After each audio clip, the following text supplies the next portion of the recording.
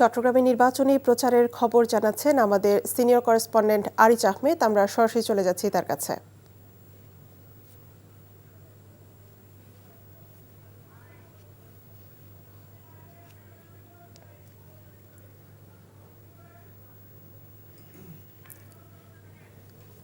দর্শক, আরিজ, নির্বাচনী প্রচার কেমন দেখছেন এবং ভোটাররা কি বলছেন?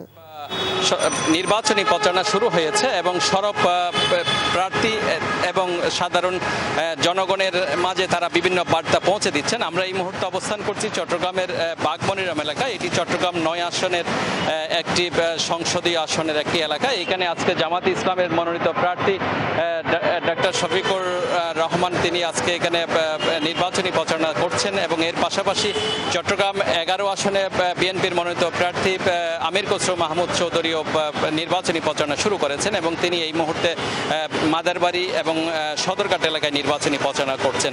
আর জামাতের চট্টগ্রাম ৯ আসনের প্রার্থী তিনি চট্টগ্রামের বাগমনিরাম, ১৬ শহর এবং নাসিরাবাদ এলাকায় তার আজকে কর্মসূচি শুরু করেছেন এবং এখানে বিভিন্ন অলিগলিতে তিনি প্রচারণা করছেন।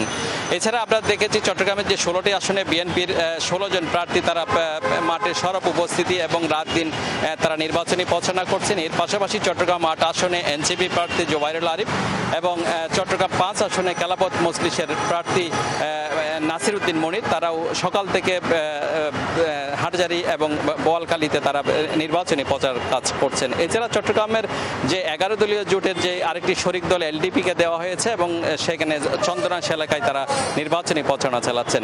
তো সব মিলিয়ে চট্টগ্রামে নির্বাচনী প্রচারণা মুখর হয়ে উঠেছে এবং নির্বাচনে প্রায় ২৫টি দল তাদের নির্বাচনী ১৬টি আসনে ১১৩ জন প্রার্থী এখানে প্রতিদ্বন্দ্বিতা করছেন।